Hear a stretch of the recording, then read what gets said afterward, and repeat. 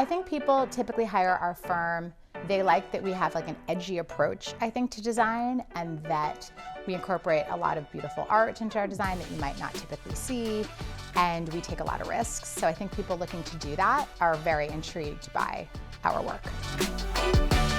My name is Zoe Feldman, and I am the president of Zoe Feldman Design.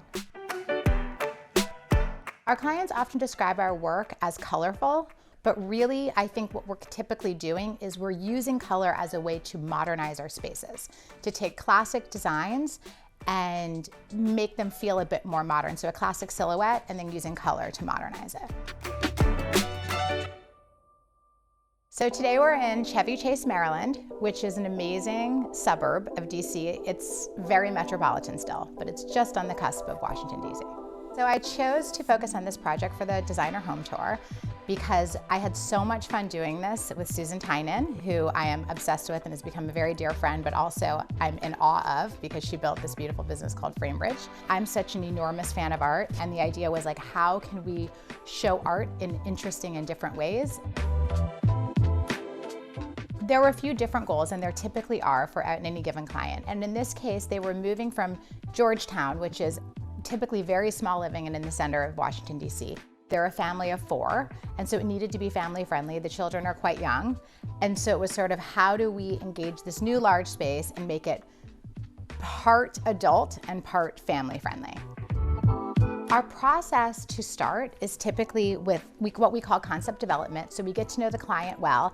They say a bunch of words and sentences to us, and then we interpret them. We also use a lot of inspirational imagery to communicate to the client and understand how they might want to use color, how far they're willing to go. So we really just start with a bunch of informative interviews and pictures.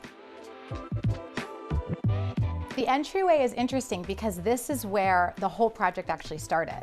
We found this amazing photograph that they really responded to with this bright entry. Susan was a bit more hesitant to engage the color, but her husband Peter was like, yes, let's do it. And this color was one of the first choices we made. It's obviously got an enormous amount of personality, so it helped to dictate how we would engage the rooms off of it, the dining room and the living room.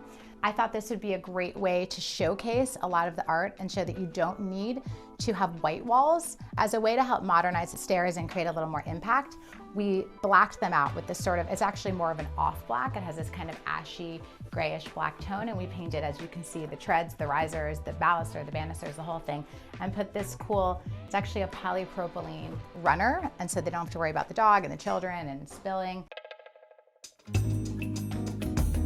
So now we're in the dining room. The clients were concerned that this room was very small. I actually love a small dining room because it creates a deeper sense of intimacy. So rather than trying to make a small room feel large, we did what we call creating a jewel box effect, where we took a moody color, in this case a beautiful blue, and we painted all of the woodwork in this deep, warm blue, and then found this great wallpaper that almost reads as a solid, but has this sort of light feather touch to it.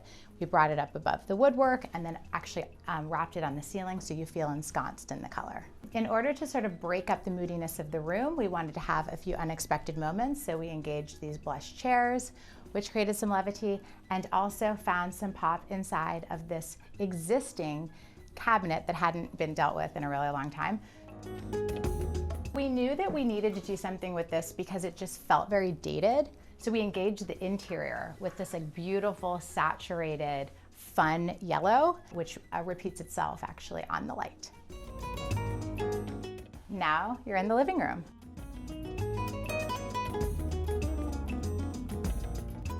This room, to me, was the most challenging from a construction standpoint and from how we engaged the room.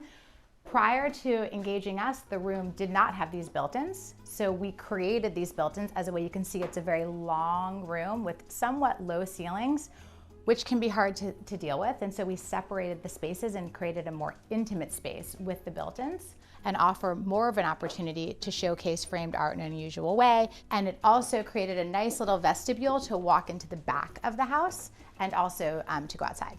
We ripped out the old mantel that was too tall and too uninteresting, and we put in this beautiful vintage Carrara marble mantel that has sort of an homage to like the old Brooklyn brownstones.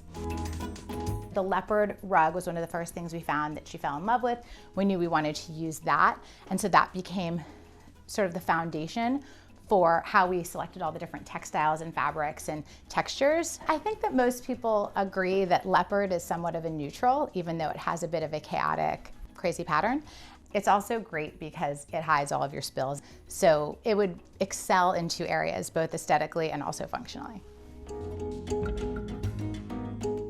We layered in a whole bunch of decorative pieces, as we often do. We really like to showcase books and art and vases and pieces from their travels to kind of like bring personality into the space, so it really feels like their home.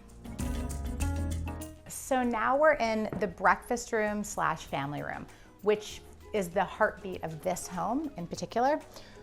Everyone's always looking for storage, and we're always looking to offer storage. So prior to this being here, there was just a sort of funny storage piece that didn't really make a lot of sense and didn't hide much. So we created this beautiful piece that is really functioning as like an additional pantry, additional storage, and also hiding some things that aren't great looking and can't be moved. And then off of it, we created this breakfast nook. We used a vegan leather, which is an incredible piece of machinery, essentially. And for anyone who has children or pets, I mean, you can paint on it, my children do, and then just wipe it off. So it's amazing and it will never fail you. I think one of the questions we get asked a lot is, all right, I don't have a huge art budget, so how can I have art in my home? And for people who have children, or maybe like nieces and nephews, they're very close to our grandchildren, one of the things that we turn to often is children's art, because you can see it's actually like incredibly artistic. And when clustered together like this in a gallery wall, it really personalizes the space. It makes the space feel very warm and like happy. And so I would encourage anyone to don't just throw those out like I often do. Save them and frame them and make them into a cool art installation. Now we're in the family room, which we knew was the most important room, especially from a functional space for the clients. They really wanted to come here. They love to watch television. They both have crazy, hectic jobs, and TV is really a reprieve, I think, from their natural life. And so this became very important. We anchored the room with a large sectional. You can see there's lots of like whites and linens. It needed to feel very light and airy, similar to the architecture of the room.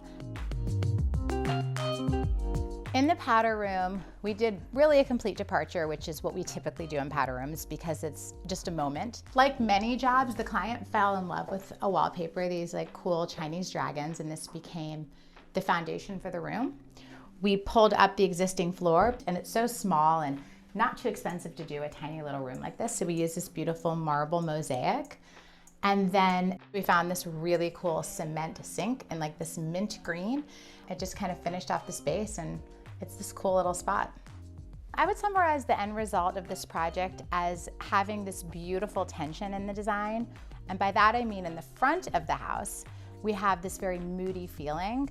In the dining room, layers of dark colors and even moody art. And as we move into the living room, it feels a bit lighter. And then as we move into the back of the house, you get a feeling of levity, casualness with cane and linen, and it just makes you want to lay on the sectional and watch television.